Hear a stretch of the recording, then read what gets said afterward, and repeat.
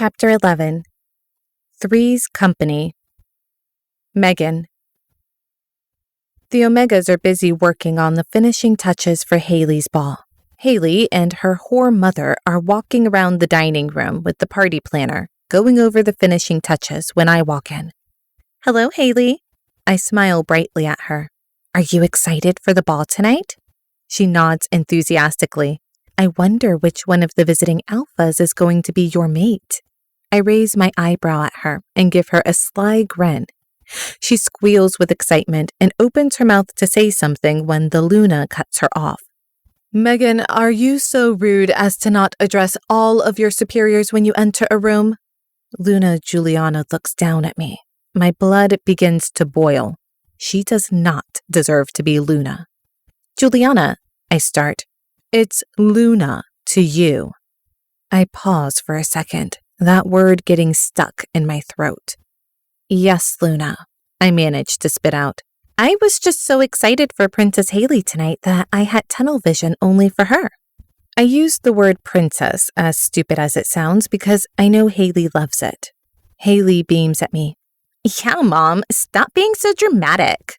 She waves her mom away and links arms with me, and walks across the foyer into the ballroom, gushing the entire time about her outfit, her hair and makeup, and the men that would fall at her feet. I ooh and ah at the perfect moments, keeping her interested in talking. This is one of the first chances that I got to be alone one-on-one with her, and I could tell we were going to get along just fine. When we finish walking around the ballroom, I turn to her and take her hands in mine. Why don't you head upstairs and start getting ready then? The guests will be here before you know it. She nods and heads to the door. Oh, and Haley? I call out behind her. Yes? She turns around to face me. Let me know if you need anything at all. I'll be a call away. Thanks so much. Megan, is it? Yes, Haley. I'm here for anything you need. I'll see you later. I give her a wink and turn back to surveying the ballroom. That went better than expected, and I'm filled with a renewed sense of joy, knowing that I had her on my side. Now that Haley is occupied, I head back to the dining room to see that the Luna and the party planner are in a deep conversation over napkin arrangements, and I quietly turn away to head to the stairs to meet with my alpha. Halfway up the staircase, I hear a voice call out to me, and I turn around. Megan? Luna Juliana says with hate in her voice. Yes, Luna. I spit out, not moving closer to her. As an Omega, you are not permitted to use the main staircase. Use the Omega elevator or the back steps instead. I freeze, angrier than ever with her. Off you go then, or do I have to order you? She cocks her head to the side and stares at me. She knows pack members besides the Alpha couldn't ignore a direct order from the Luna. I walk past her towards the stairs and quickly make my way to the elevators. I close the door behind me and hit the button to the Alpha's floor. Off to fuck that bitch's mate. The door dings and I make my way to my Alpha's office, knocking twice before I hear his deep grumble saying to come in. I knew he was expecting me.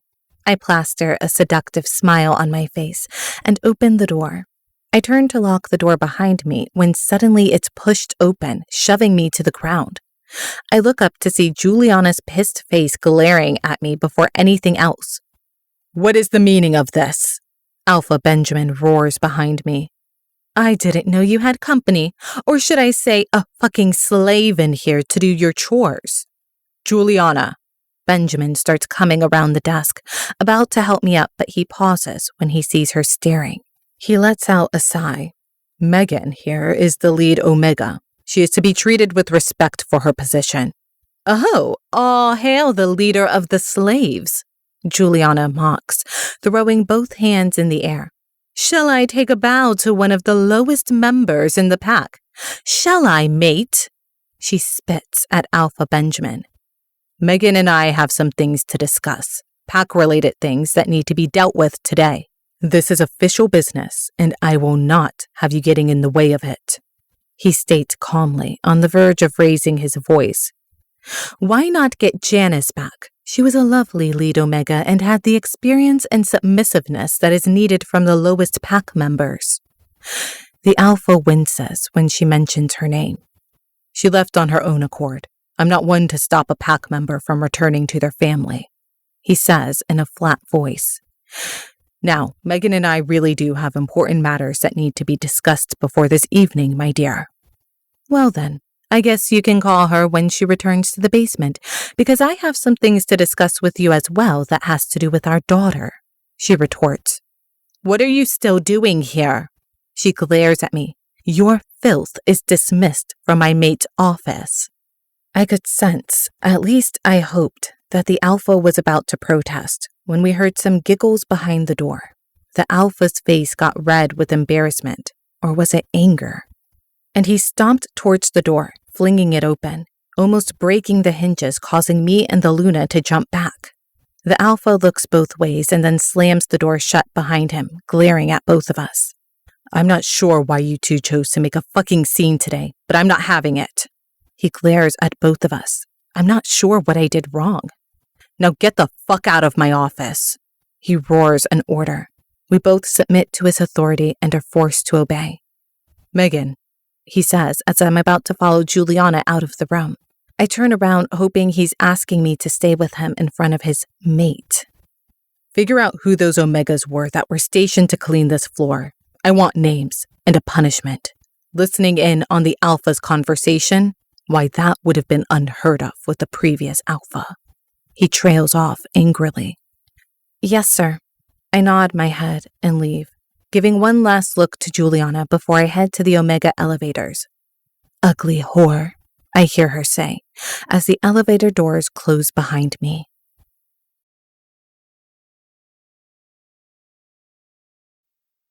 Chapter 12. Weekend Plans. Trigger warning. Talk of rape. Megan. As I enter my office and slam the door behind me, the phone rings. I am shaking with rage at Juliana, and my mind floods with thoughts of me being the new Luna and her having to move her shit out of my Alpha's room. Of course, she would have to be dead for me to take over as Luna, but that doesn't mean that a girl can't dream of her feeling as low as she made me feel. I take a deep breath to calm my anger and pick up the phone. Megan, before we were so rudely interrupted, the Alpha says before I can say anything. I let out a little giggle, calming down a bit. I wanted to discuss this evening and the Isla incident. Go on, Alpha. I'm happy that he is getting rid of her. The sooner she's gone, the better for me. I have made the necessary arrangements for her this evening. Make sure she goes to the clearing where the pack warriors train. Tell her to be there at midnight. The party will be in full swing and most of the Omegas will be dealing with that. She goes alone. No one is to follow her, not even you. Do I make myself clear? Yes, Alpha, I say, unsure of why he doesn't want me around for this. Are you sure that you don't want me to escort her? I'm absolutely sure. No one but Isla will be heading to that clearing. Will you be there? I ask, almost in a whisper. I do not want the Alpha alone with her. I can't have her charm him and he changes his mind about banishing her or wanting to sleep with her. Yes, me and a warrior. He gets cut off as I hear a bang on the door in his office. Does no one know how to knock anymore? He roars. Midnight. She goes to the clearing, alone. He hangs up the phone. Benjamin. I'm sorry, Dad, I hear Seth say. I'll knock next time. I have to admit, he was getting less hot-headed and more respectful as time passed. I wouldn't say I was proud of him, but he was improving. What is it? I say. Do I have to go to this stupid ball thing? He asks. Your mate might be there. I don't give a fuck about my mate. I want to have more fun before I settle down. Well, go find someone to have fun with tonight then. You're going to the ball. Our family image is everything, and visiting packs need to see my whole family in full effect. You mean our family? It's not just yours, he points out. I did find an Omega that I'm dying to have some fun with, a feisty little thing, but I've only seen her once. What does this alluring Omega look like? She must be special for an Alpha son to be pining over her. I mock him. Just someone that needs to be taught a lesson about her rank. He smiles at me. Finally, my son is stepping into his alpha shoes. She had reddish-brown hair, large green eyes, kinda short, but definitely has some curves. He pauses, his eyes far away with a wicked smile on his face. I didn't catch her name. I swear, if he's thinking about Isla, I haven't paid any attention to her, and in the past few weeks, she's been on everyone's radar suddenly. Where did you see this girl? She was cleaning my bathroom at the beginning of the week. I think Monday? That confirms it. It was Isla, the same day that I caught her snooping around my office. She was really pretty, now that I thought about it. Heart-shaped face and a pouty mouth that just begged for my cock to be put inside it. Maybe I could have some fun with her before she died. She's actually getting banished tonight, I say to him. Everyone else thinks she's getting banished as a rogue. The more people that know the truth, the messier it gets. Juliana is the only one that knows most of the truth about me, and she doesn't know everything. It's the only reason, really, that I have to keep her on my good side. I sigh, thinking about this afternoon and how she freaked out because of Megan. I'm going to have to make it right before tonight so we can show a good front to the visiting Pax. She seemed like a good choice at the beginning. She was of good blood and waited for me. By taking on a chosen mate, I didn't have to worry about actual emotions or feelings and can focus more on running my pack as I see fit. The fewer weaknesses, the better. Oh, Seth looks dejected. Then a sick smile widens his face. It would be rude to have her banished as a virgin, wouldn't it? I might as well give him this, as he's not going to get the alpha title anytime soon. It might appease him for a while longer. Fine, I say after a short pause. You get 10 minutes with her. She's going to die anyway, so who cares how her last few minutes are spent on this earth? What? No. 10 minutes is barely enough time to do anything, let alone what I want to do with her. I want at least an hour, he complains. Son, we don't have that kind of time. 15 minutes. 30, he retorts. 20, I sigh. Fine, he says, annoyed but smiling. Meet me in the training clearing at midnight. You have 20 minutes with her and then you leave, and I'll take care of her. Depending on how she does with Seth, I might have time for a little fun myself.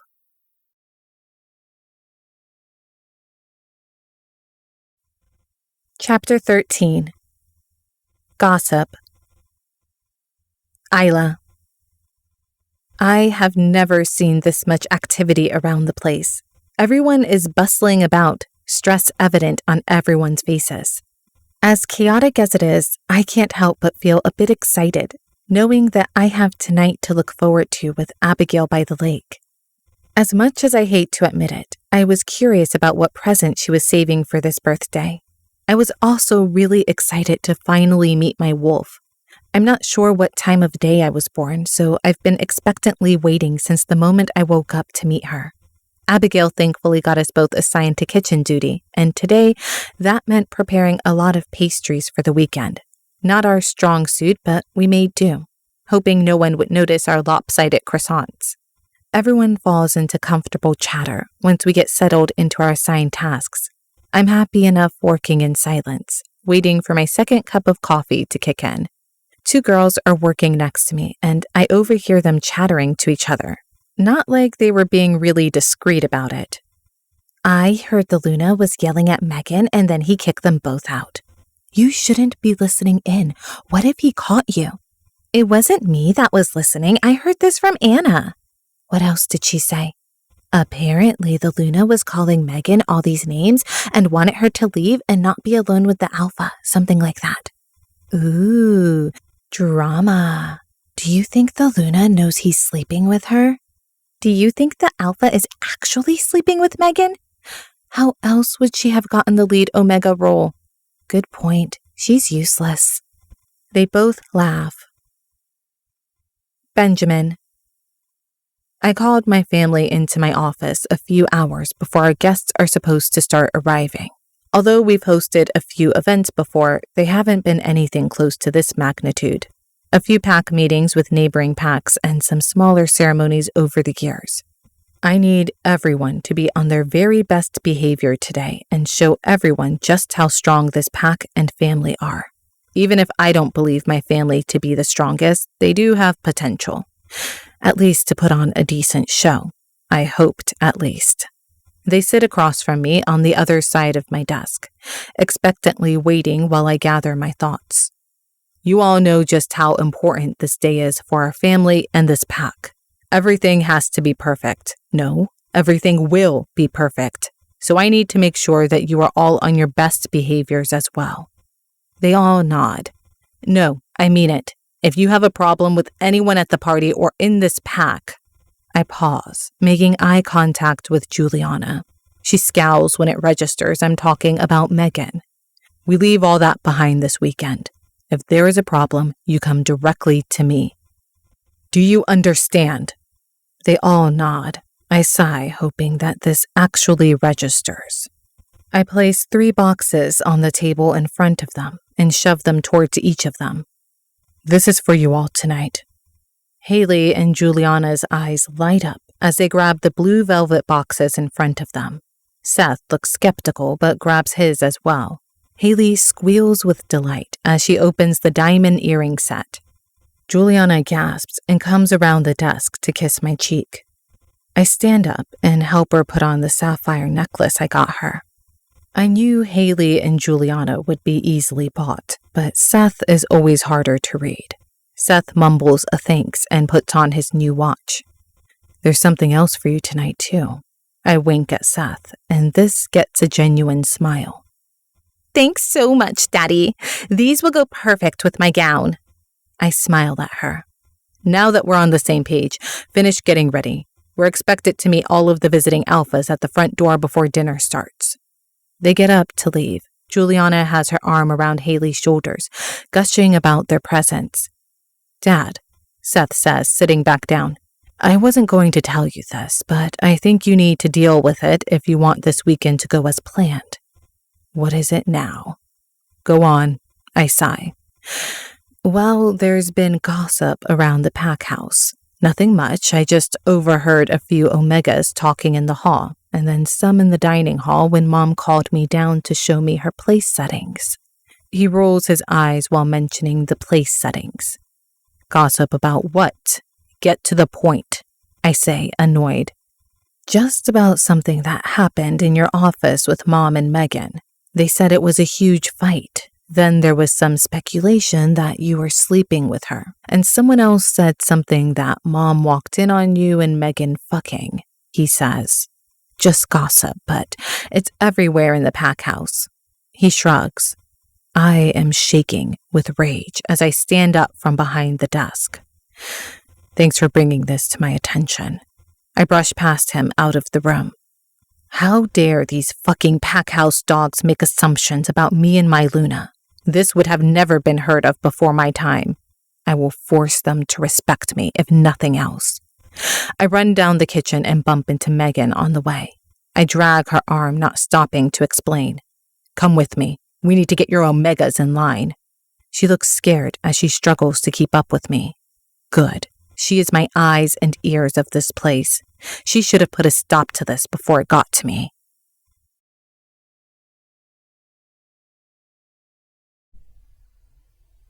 Chapter 14. Submission. Isla. The alpha comes roaring in the kitchen and slams the double doors open so hard they hit the walls behind them with a loud crash, causing all of us in the kitchen to jump, and I hear a few loud gasps. Honestly, this is the first time I can remember the alpha ever coming down to the kitchen. It has come to my attention that some of you lowlives are so bored with your existence that you have nothing else to think about besides your superiors. He surveys the room, looking all of us in the eyes before going on. Normally, this would be expected. As Omegas, your lives revolve around your ranked members.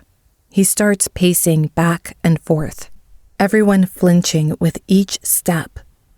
Recently, I've heard some rumors and gossip about your ranked members, namely your Alpha and Luna.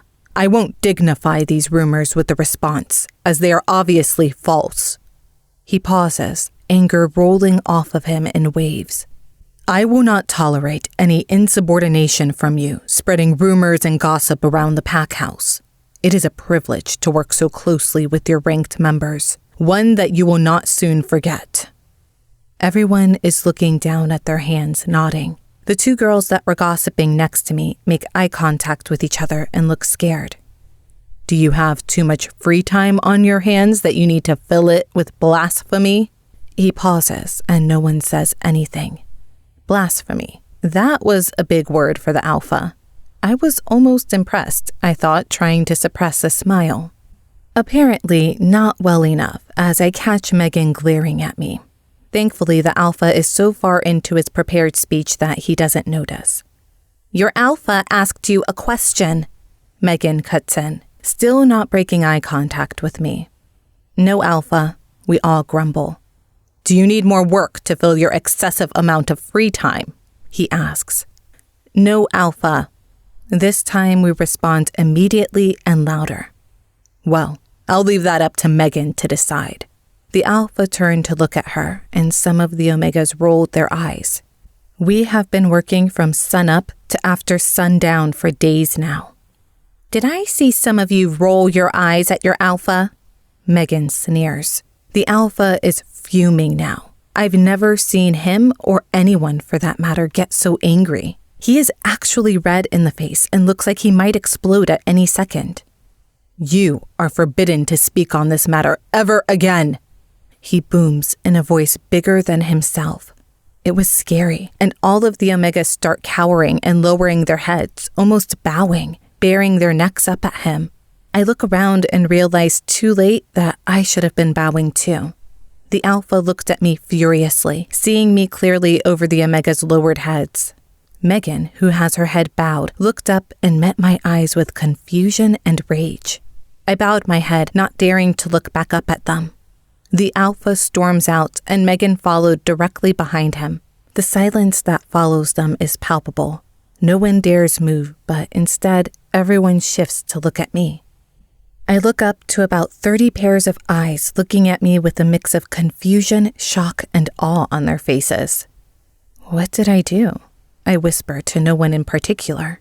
Abigail comes up and ushers me outside the back door of the kitchen, looking confused as well. Once she closed the door behind her and makes sure we're alone, she looks at me puzzled. What did I do? I didn't know we were supposed to bow like that when he yelled. I explained in a hurry, worrying that she was upset with me. It's not something that we're supposed to do. It's something that we have to do. I was confused. No one can deny a direct order from an Alpha when he commands it, Abigail explained. Is that what he was doing with that scary booming voice? I ask. Yes, Abigail laughs a bit. So any pack member can't go against an order, especially an Omega. That's why we all immediately bow down like that in submission. It's a mix of fear and respect. Well, mostly fear with this Alpha. Was the last Alpha different? Alpha Benjamin's dad? I could tell my question caught her off guard. Abigail scrunches her face. I was too young, I guess, to really remember him. She pauses. Now that I think about it, I can't really remember him at all. Safe to say he was a better Alpha if he didn't go out of his way to strike fear into his pack members. I mutter. You must be right. Then why didn't I feel the need to submit to him? I ask, confused. She pauses, deep in thought for a few minutes. Do you remember how when there's a new pack member that comes into the pack, there's a small ceremony held by the Alpha, where the new member pledges his loyalty and breaks ties to their old pack? I shake my head, confused.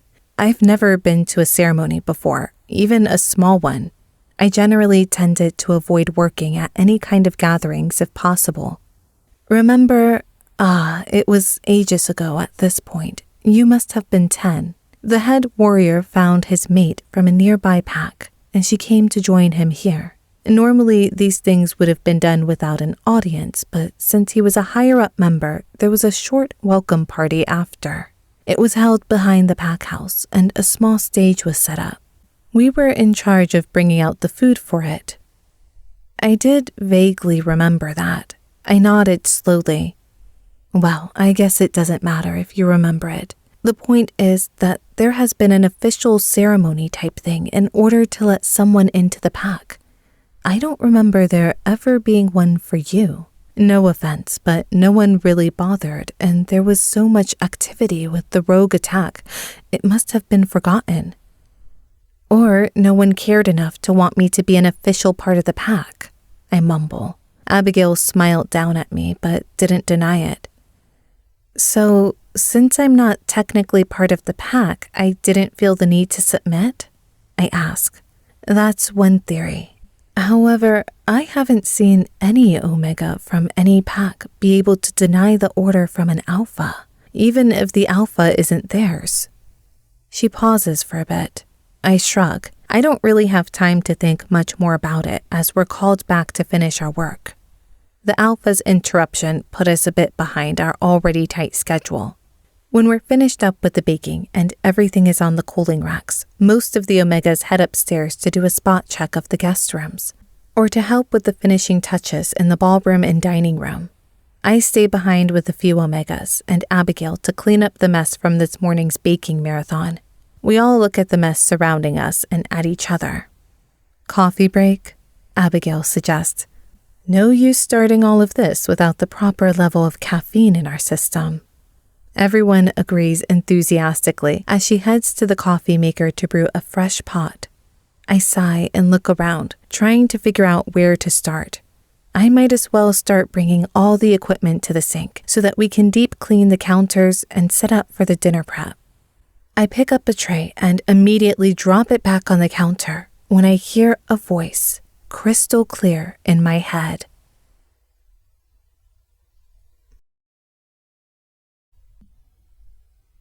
Chapter 15. Adrastea. Isla. Hello, Isla. Hi, I say out loud. The voice in my head laughs. You can speak to me in your mind. Oh, hi, can you hear me? Loud and clear. My name is Adrastea. If you haven't figured it out yet, I'm your wolf. My name is Isla, but I guess you already knew that. Yes, I have been with you these past 18 years, but have just awoken. I feel what you feel, and I can see all of your memories. Even my memories as a child? I have no recollection of anything before arriving at the pack house, and even then it's blurry for a while. Yes, I can access them. I get really excited, finally going to get the answers I've always been curious about. I wait patiently until she returns. I wasn't sure if return is the right thing, as she probably doesn't go anywhere. Oh, so I don't have any memories from you earlier than 4 years old. Oh, I was young, and Abigail thinks it might be trauma. You know who Abigail is, right? Yes, she's incredible. I should still be able to see all of your memories, though, even if you were suppressing them. I'll work on it. I'll see if Abigail has any insight. So, how does this work? Do I always have access to talk to you whenever I want? Yes, I'll be here for you always now. When we shift, we will be even more connected. Ah, shifting. I almost forgot about that. Will it hurt really bad? I'm not sure. I've never experienced it before either, but I will be with you the entire time. Would you mind if we held off just a little before we shift? Whatever you're most comfortable with, take all the time you need. I smile. I really like you. She laughs again. The feeling is mutual. Just then, Abigail walks in, squeals, grabbing my elbow, cutting off my conversation with my wolf abruptly. You have your wolf, she exclaims. Yes, she just spoke to me for the first time. How did you know? Your eyes cloud over like when you're mind-linking someone when you talk to your wolf. Mind-linking? I almost forgot. I wondered if I could do it with the members of this pack, but then I remembered I wasn't technically a member. not in the way that the ranked members could command me, so I shouldn't be able to mind link them either. There's no harm in trying. Hey, Adrastea? Yes, baby girl? I jumped, still not used to having a talking voice inside my head. Baby girl? It's something I'm trying out. Not sure about that one. I laugh. So how do we mind link someone? Clear your mind, focus on them, and then speak as if you were speaking to me. It comes naturally the more you practice. Okay, got it. Thanks. That's what I'm here for, baby cakes. That's even worse. Fine, I'll think of something else. I tried to clear my mind and focus on Abigail, who was back to work rolling out dough in front of me. I'm glad she's busy because I'm sure I look weird staring at her with such concentrated focus. Abigail? Abigail looks at me shocked. How did you do that? So it worked? I'm really mind linking you? Yes, you are. But how? I have no idea.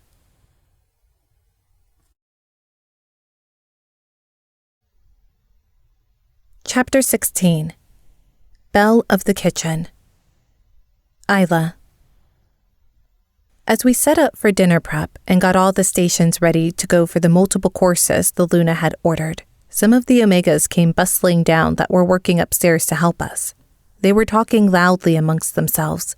They're so hot. I wish I got to escort them to their rooms. Why didn't I get so lucky? I can't wait to see if any of them brought my mate with them. A female in her 30s said quietly. Megan came in behind them, quickly shutting everyone up. You know your evening assignments by now. I expect them to be executed flawlessly. Each course will be served according to the timetable listed here. She points to a large list plastered to the back of the doors. Those serving get changed into your uniforms now. The first course is to be served in 2 hours, and you need to head up to the dining room immediately for a final check. Some of the Omegas drift away, excitedly chattering amongst themselves to go change and get presentable for this evening's dinner service. Everyone gets back to work, and the bustle resumes around me. I would think hosting events would be sort of fun if the circumstances were different, and we had a better leader to guide us through it. I can't help but think how Janice would have handled this, but I quickly pushed that thought away. We have Megan now, and that's what we all have to accept and make the best of it. Isla? Megan comes over to me. Speak of the devil. Yes? Your task today is in the training field at midnight sharp. Midnight? I ask. I can't help the hint of dread out of my voice. I thought I would be done with this special task by then, so I would be able to sneak out with Abigail once dinner was cleared and the kitchen cleaned. Yes, you are to go alone and be there at midnight. If you are doing any other task, pass them over. She says, deadpan. It's weird to see Megan without any emotion behind her voice, namely anger or rage. Do I need to bring anything? Just yourself. I nod, and she turns on her heel to walk away. I must have looked really upset because Abigail came up to me with a knowing look. I explained the time of my task and that we would have to hold off my birthday lake visit. I'll wait up. As soon as you're back, we can sneak away for an hour or so. Tomorrow will be rough, but we can do it. We've been through much worse. I nod enthusiastically at her plan, grateful to her to give up sleep in order to make my birthday special. I throw myself back into prepping, trying not to think about what punishment awaits me this evening, focusing instead on meeting up with Abigail and dipping my tired feet in the cool lake while the moon dances across the water. I start to feel Adrastea pacing around in my head, getting more and more anxious by the minute. It's an uncomfortable feeling. What are you doing? Is everything okay? I think so. I'm just having trouble accessing your memories, and something is just feeling off. It's okay. Don't worry about it, especially not right now. We can figure it out later. And honestly, you're stressing me out a bit. I'm sorry. It's okay. Just try to calm down for a bit, please. I'll do my best. Even though she said she's not trying to access my memories anymore, the anxious feeling she has doesn't leave me. Dinner prep is pretty much done, and most of the visiting pack members are settled in.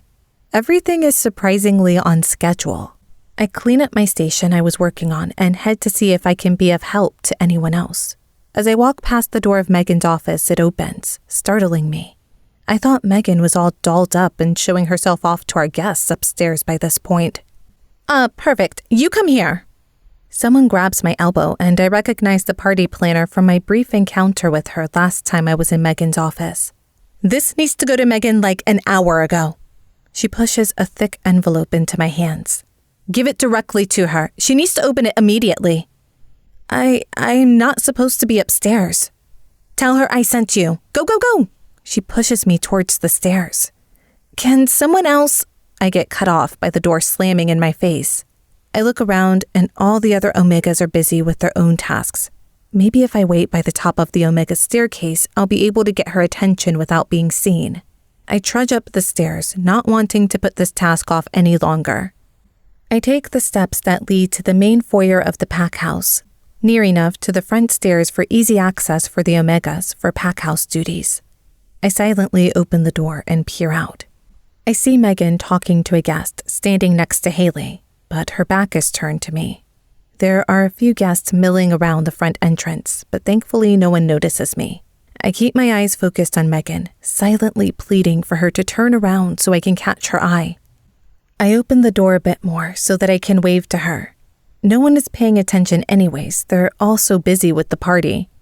I see a few gorgeous guests looking at Haley. No, staring at her. One nudges the other and looks her way appreciatively. Maybe she does look really good tonight or something.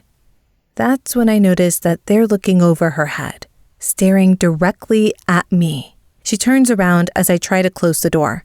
I'm too late. She's heading towards me, staring daggers.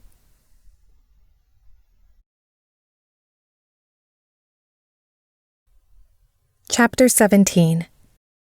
Run. Isla. Not you again, she sneers. You really need to learn your place at the bottom of this pack, she emphasizes. Hi, Haley, nice to see you. You look lovely, I say, trying to placate her. Honestly, I was too exhausted from this week of work for another unnecessary confrontation.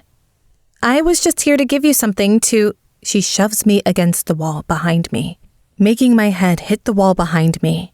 Her claw-like fingernails dig into my arms as she holds them against my body. What are you doing up here? Spying on my guests like a fucking perv? I have this from the party planner. I finally get out after the immediate shock wears off, my head ringing. She said it needs to get to Megan as soon as possible. I grunt and wave my hand with the envelope in it, but her grip on me doesn't loosen. I'll take that. She snatches it away from me and looking it over, but not making a move to leave. I'm sure they're missing you at the party, I suggest after a few awkward seconds of her staring at me. Haley, the rest of the guests are starting to come down for dinner. Luna Juliana is calling to her.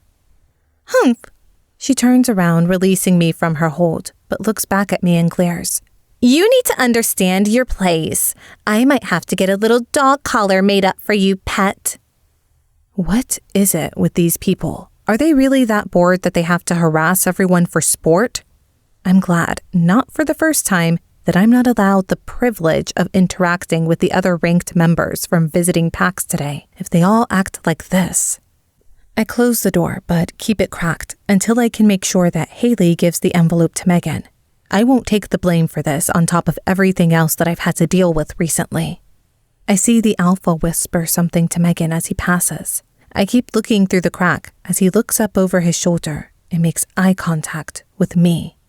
I've never felt like this before. A cold chill runs through my body like my blood has turned to ice. Adrastea is whimpering in my head, and I'm frozen in place until he returns his gaze to Megan. I make my way back down the stairs, not caring if Megan gets the envelope or not, just having to get out of there. I pause outside the kitchen door to catch my breath, the cold chill still not leaving me, and I hold my arms around myself, shuddering. You need to leave. Adrastea rings in my head. What? Now! Leave! You need to get as far away from this pack as possible. What do you mean? How long do I have to stay away? Until it's safe. I don't understand. You're in danger. We're in danger. Please. Okay. Was this some kind of trick? It couldn't be. It was my wolf telling me this, my other part of myself. I realized that I haven't taken any steps forward. Now, she pleaded, sounding really scared and desperate, as scared as I felt. I just need to grab a few things. Fine, only things needed for survival. I can hunt too once we shift, so don't worry too much about food. But please, make it quick. I'm panicking now as I head through the kitchen. Thankfully, everyone is still too busy to notice anything but the task in front of them. No one notices me grab an empty canvas bag and sneak a few croissants, apples, and bottles of water into it on my way to the steps up to the attic. I grabbed the new book that Abigail bought for me, a small blanket, a few extra pairs of clothing, which was pretty much all that I had, and my toothbrush and comb, and shove it in the bag.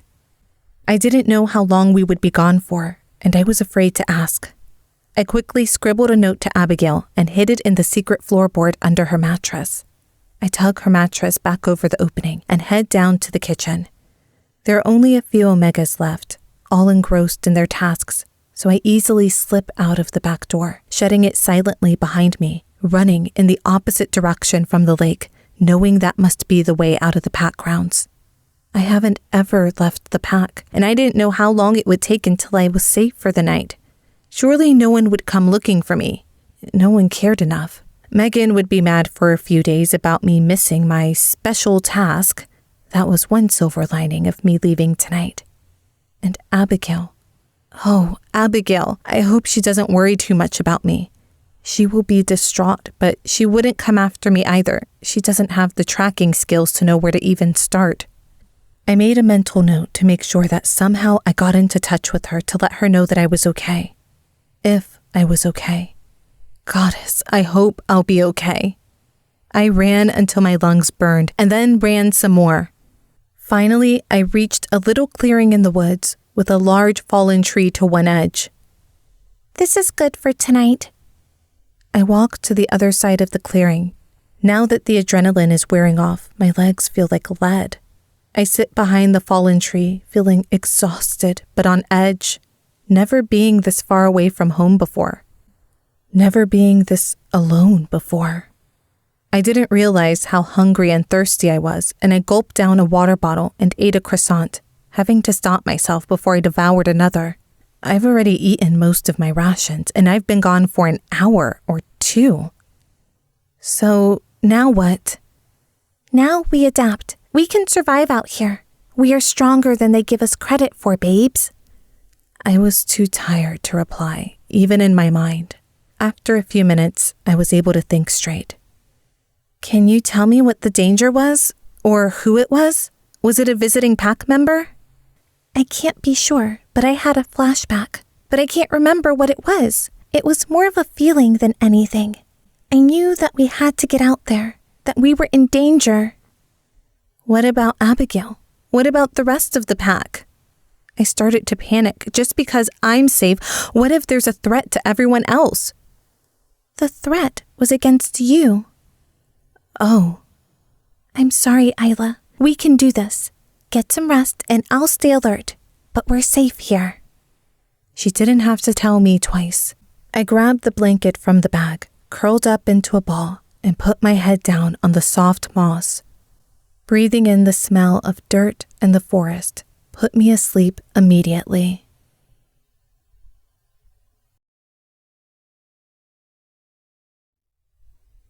Chapter 18. Visiting Alpha. Jackson.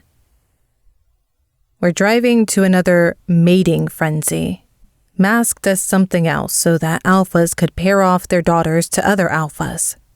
Thankfully this time I had my beta Lucas and gamma Cameron with me, both of which were more excited to come than I was. I've pretty much given up hope for finding a mate.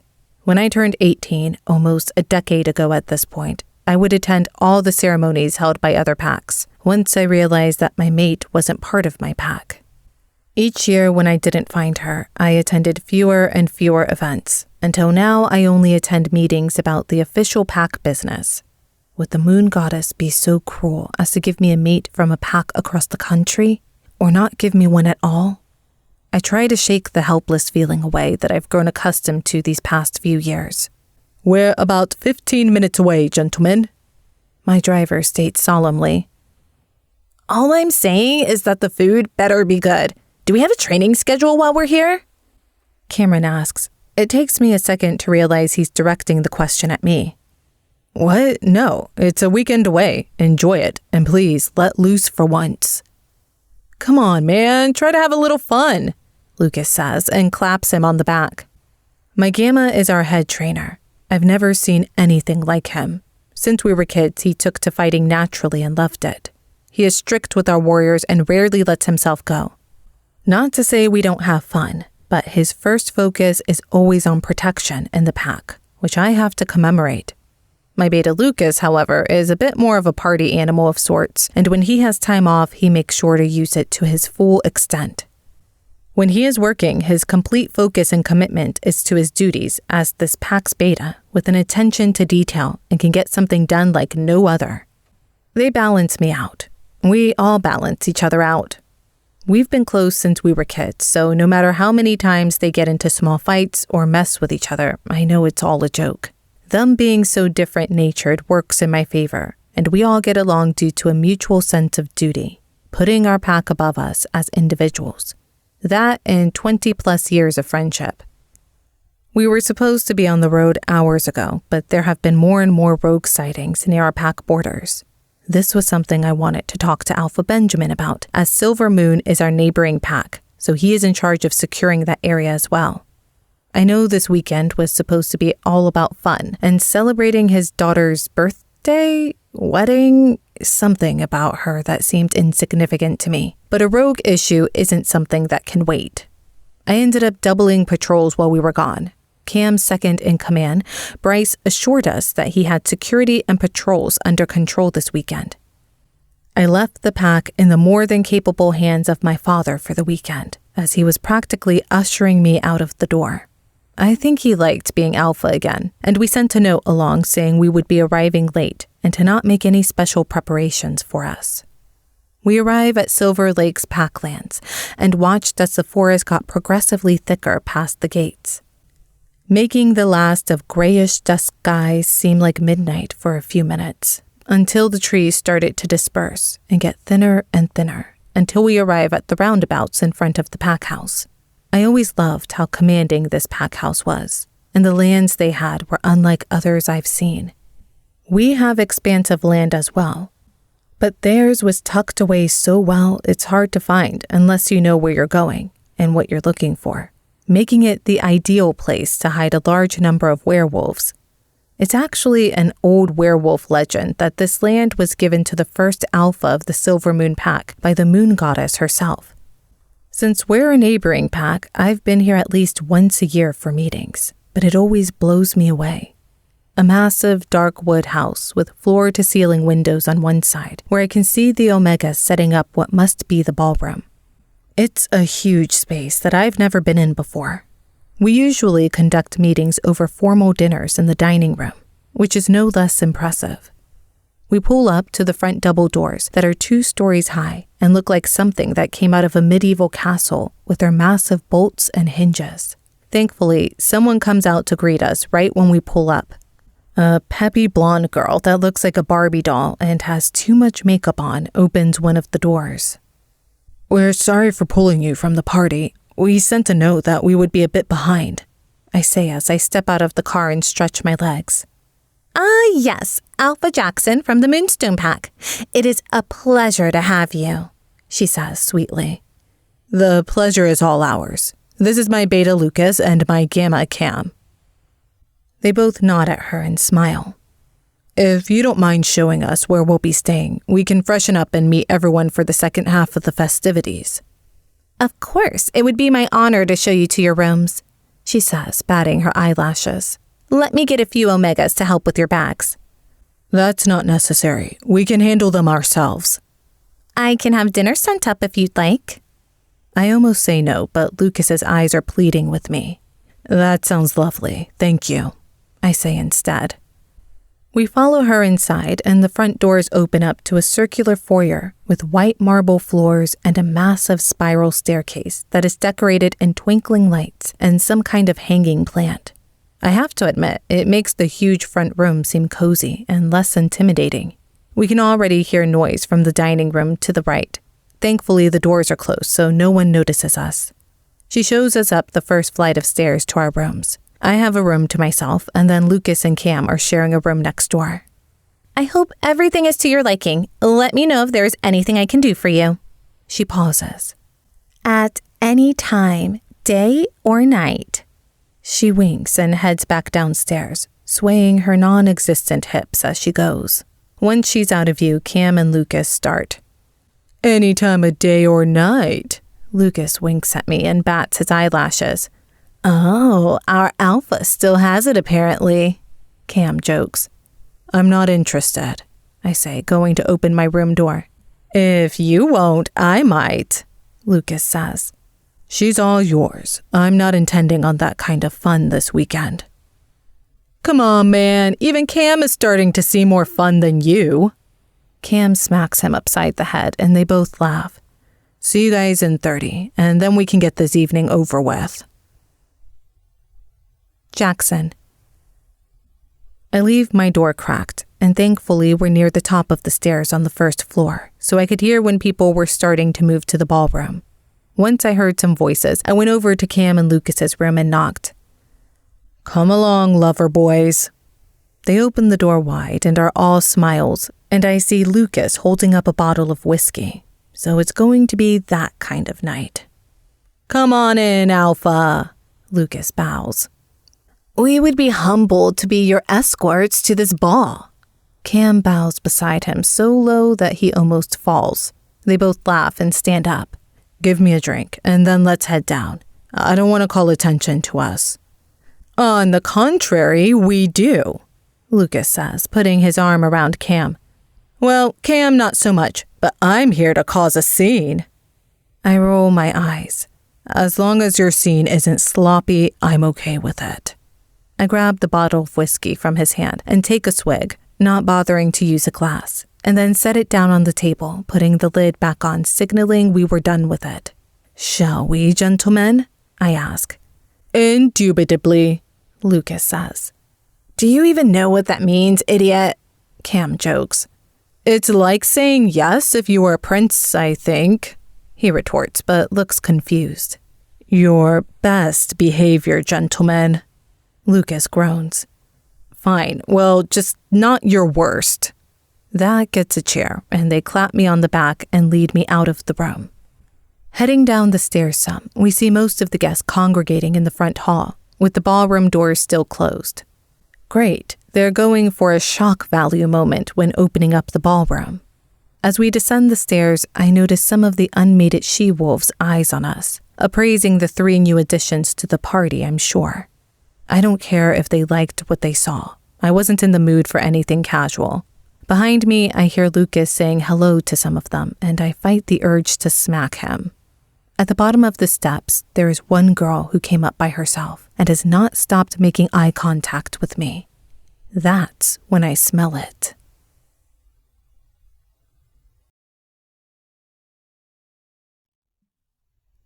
Chapter 19. Cinnamon and Vanilla. Haley. There is the most gorgeous man standing at the top of the stairs. I thought the other alphas were hot, but this man was something else. Tall as fuck, dark hair slicked back, blue eyes that seemed to look right through you.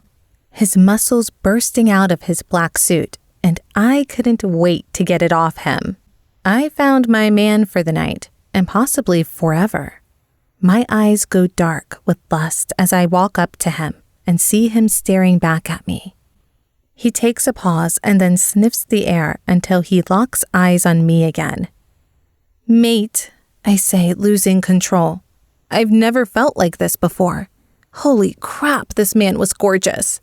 He walks up to me quickly now and takes a deep sniff of me. He pulls back and looks confused, and then sniffs the air around him again. My legs wobble a little, and I lose my balance. He catches me, and I look up, his blue eyes looking down at me with lust. Or was that confusion? His touch makes me feel hot, and suddenly I don't care about the rest of the party. All I want is to bring this man to bed with me immediately. Jackson. I smell the faintest scent of warm cinnamon and vanilla float up to my nose. It was the most comforting scent I've ever smelled, and it instantly made me feel relaxed. What was that scent? My wolf Flint starts pacing in my head. I immediately go looking for it, desperate to find out where it was coming from. That's when I hear the soft words, "Mate," come out of the girl at the bottom of the step's lips. I'm instantly drawn back to reality and pause for a second, appraising her. Skinny, thick brownish blonde hair pulled into some crazy pile on her head. Her features seemed long, and dull eyes a bit too small for her face. She wasn't ugly, but she definitely wasn't my type. Too much makeup for my liking. I usually preferred a more natural look. But maybe this was for a special occasion? I'm trying to give her the benefit of the doubt. There wasn't an immediate attraction, but maybe that would grow. I've never had a mate, so I wasn't sure exactly what would happen. I walk up to her and get another soft whiff of that amazing scent. I smell her again, and although she does smell like cinnamon and vanilla, it is faint, as if she put on perfume hours ago and it started to fade. I sniff the air around her and smell nothing. She falls and I catch her, her eyes pooling with lust as I look at them with confusion. Could this woman really be destined to be mine? If she was, I would do anything to make this work, but something felt off. I've seen others find their mates before, and they instantly knew. I didn't feel that instant attraction I thought would go with it. All right then, let's let the new couple have a few minutes of peace, and I'm sure they will rejoin us when they're ready. I look up to see Alpha Benjamin booming in an authoritative but happy tone. He nods to the Omegas at the door of the ballroom, and they open them at the same time. I didn't even notice a crowd around us, but they start to disperse and gasp at the splendor of the ballroom, and all start filtering in to continue the party. I hear Lucas and Cam approach me slowly. You good, man? Lucas comes around me and grasps my shoulder. Cam stands next to him, looking as confused as I feel. I'm not really sure what's going on, honestly, I tell them. You found your mate, Cam exclaims, but he doesn't sound sure himself. I slowly release her and make sure she can stand before taking a step back. As I take a step back, she takes a step towards me, and surprisingly, the motion annoys me. I need to talk to my beta and gamma for a moment, please. She smiles widely and places a hand on my chest. I understand the importance of getting advice from your lesser-ranked members. Being a daughter of an alpha myself. Lesser-ranked members? Before I had a chance to think about it, Cam and Lucas were pulling me into the dining room where only Omegas were left cleaning up. Do you mind if we sit here for a second? Lucas asks no one in particular. They all nod and start to head out of the room to give us privacy. No, that won't be necessary. Please, don't let us interrupt you. Pretend like we're not here. Continue what you were doing. We just need a few minutes and we will be out of your way. Lucas flashes them his award-winning smile. We pull out chairs at the end of the long table and sit down. Can I get you two anything? A young girl walks up and asks. I don't even look at her face. Do you have any whiskey? Lucas responds. She nods and turns away, coming back almost immediately with 3 glasses and a bottle of whiskey from the bar area behind us. She goes to pour it, but Lucas takes it from her. We got it, darling, he says with a wink. I look up enough to see her blush and turn away. So, Lucas says, swirling the whiskey around his glass, letting that word hang in the air. I have no idea. I smelled something and thought it was coming from her, but I can't be sure. I swear it's the scent of my mate. I've never smelled anything like it. Maybe it was the perfume she was wearing? Cam suggests. It was more than that. It was more than the scent. It was a feeling attached to it. I tried to explain, but I can't find the words to accurately describe it. Neither of them were mated, so they weren't much help in this department. I glared down at my whiskey glass before knocking the entire thing back in one sip. Maybe I'm just so desperate to find my mate, my Luna, that my mind is playing tricks on me. The Omegas continue to clean around us, and one of them opens a side door to carry plates away. I suddenly get a whiff of that scent again. It's faint, but I know I'm not imagining it. I stand up and follow the scent to the kitchen to the shock of the Omegas. The blonde Barbie is immediately at my side. What can I get for you, Alpha? I'll bring it up to you so you don't have to look for it down here with these. She gestures her hand around to the Omegas, her words getting stuck in her mouth. People, she finishes. Cam and Lucas are behind me now. I just had to check something. Do you mind? I say, distracted, not wanting to lose the scent. She shakes her head and takes a step back, still looking confused. Lucas shrugs at her. I continue to sniff, but the scent keeps eluding me. I get a trail of it for a second and then it's gone. It's hard to keep up with all these different scents of food and people in the kitchen. A door opens to a hidden staircase, and I get another faint smell before it closes. I tear the door open, and the scent gets stronger as I follow it up a narrow staircase. It opens to a small hallway, and the scent keeps getting stronger until it leads me into a cramped room. The scent is overpowering here, and I follow it to where it's strongest. Mate. Flint howls in my head. I can't help the wave of emotion that washes over me. She's here. I found her. The last mattress on the floor of what looks like it's supposed to be a bedroom with six other beds? Lucas and Cam are behind me, and we all barely fit in the room standing. What is this place? Lucas looks around disgusted. Is this supposed to be a bedroom? This is disgraceful. I can hear Cam's anger and his voice echoing the anger I felt. A bedroom for 7 people, I respond, touching the mattress where my mate sleeps. I picked up her pillow and smelled it, and the warm, calming feeling washes over me. This is it. I found my mate. I found her. I get up smiling at them triumphantly. Yes, man, Cam cheers. Let's go get our Luna. I smile at the thought. I finally have my Luna. And you said this weekend wouldn't be fun. Lucas smiles at me. I can't help but smile back. I've never been happier in my life. Now I just need to officially meet her.